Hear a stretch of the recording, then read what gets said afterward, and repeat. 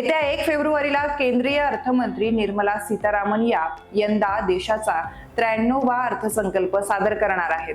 भारताच्या स्वातंत्र्यापासून आतापर्यंत देशात एकूण 92 अर्थसंकल्प सादर करण्यात आले। त्यापैकी 77 अर्थसंकल्प हे सर्वसाधारण तर 15 अर्थसंकल्प हे अंतरिम अर्थसंकल्प होते। देशाच्या इतिहासात आतापर्यंत फक्त 2 महिलांनीच अर्थसंकल्प सादर केले आहेत।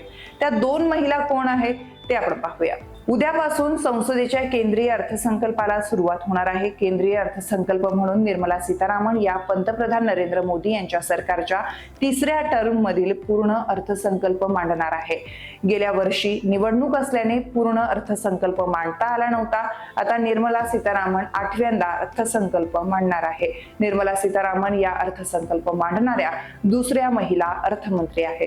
त्यापूर्वी देशाच्या माजी पंतप्रधान इंदिरा गांधी यांनी पहिल्यांदा महिला म्हणून अर्थसंकल्प सादर केला होता। इंदिरा गांधी यांच्यानंतर निर्मला सीतारामन या अर्थसंकल्प सादर करणाऱ्या दुसऱ्या महिला आहेत। अर्थसंकल्प मांडणाऱ्या पहिल्या महिला अर्थमंत्री होण्याचा मान इंदिरा गांधी यांच्याकडे।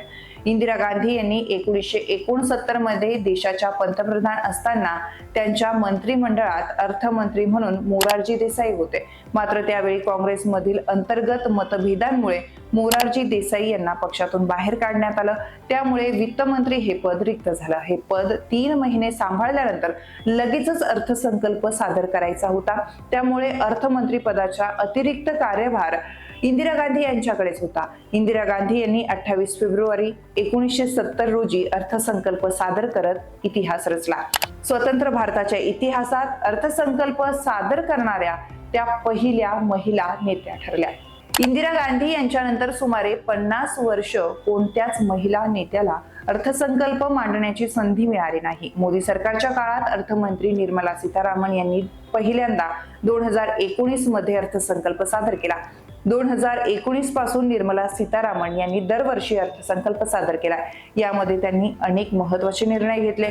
याशिवाय निर्मला सीतारामन देशाच्या पूर्ण वेळ संरक्षण मंत्री देखील बनल्या। आता निर्मला सीतारामन 1 फेब्रुवारी 2025 ला 8व्यांदा अर्थसंकल्प मांडणार आहे। मित्रांनो, तुम्हाला ही माहिती कशी वाटली हे आम्हाला कमेंट करून नक्की सांगा आणि अशाच माहितीपर व्हिडिओसाठी चॅनलला सबस्क्राईब करायला विसरू नका।